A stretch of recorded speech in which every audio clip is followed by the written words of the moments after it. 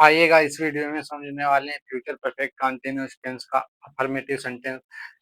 तो इसमें हम इसके पहले नियम बताएंगे, फिर इसका समय का प्रयोग कैसे करते हैं, फिर इसका स्ट्रक्चर, फिर इसके कुछ एग्जाम्पल हैं वो समझने वाले हैं। तो देख लीजिए, नियम है, नियम नंबर पहला है he she it name you they के साथ में विल हैव बीन का प्रयोग करते हैं। ही सी इट यू दे के साथ में विल हैव बीन का प्रयोग करते हैं। नियम नंबर 2 है आई बी के साथ में शेल हैव बीन और विल हैव बीन दोनों का प्रयोग करते हैं। आई और बी के साथ में शेल हैव बीन और विल हैव बीन दोनों का प्रयोग करते हैं। पहले क्या था, शेल हैव बीन का ही प्रयोग करते थे, आधुनिक इंग्लिश के अनुसार विल हैव बीन का भी प्रयोग कर सकते हैं।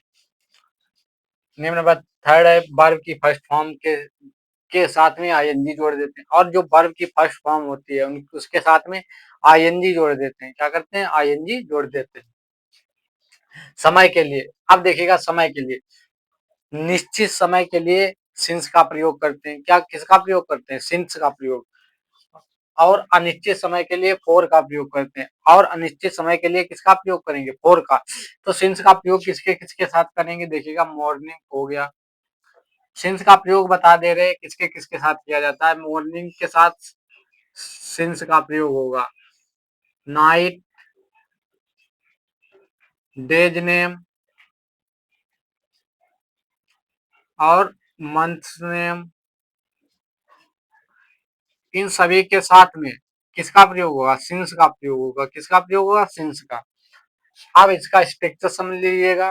पहले सब्जेक्ट, फिर सब्जेक्ट के अनुसार विल हैव या शेल हैव बीन का प्रयोग होगा, फिर वर्ब की फर्स्ट फॉर्म के साथ आईएनजी जोड़ देंगे, फिर ऑब्जेक्ट, फिर क्या होगा? सिंस या फॉर प्लस टाइम।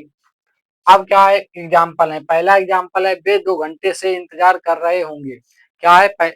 वे 2 घंटे। तो वे की क्या होती है? दे के साथ किसका प्रयोग करेंगे? बिल का। तो क्या हो जाएगा? They will have been waiting for 2 hours. अगला है, मैं सुबह से पढ़ रहा हूँगा। तो क्या हो गया? मैं के साथ किसका प्रयोग होता है? मैं के साथ हमने बताया विल हैव बीन का भी प्रयोग होता है, शेल हैव बीन। तो हमने यहाँ पर विल हैव और शेल हैव बीन दोनों को लगा लिए, लेकिन आपको सिर्फ हमने बताने के लिए लगा लिए, लेकिन आपको शेल हैव बीन या विल हैव बीन का ही प्रयोग करना है। I shall have been studying since morning.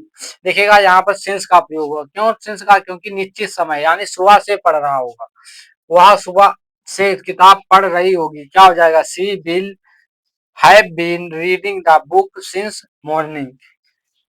क्या हो जाएगा? अब यहाँ पर भी सिंस का ही प्रयोग हुआ क्योंकि मॉर्निंग है।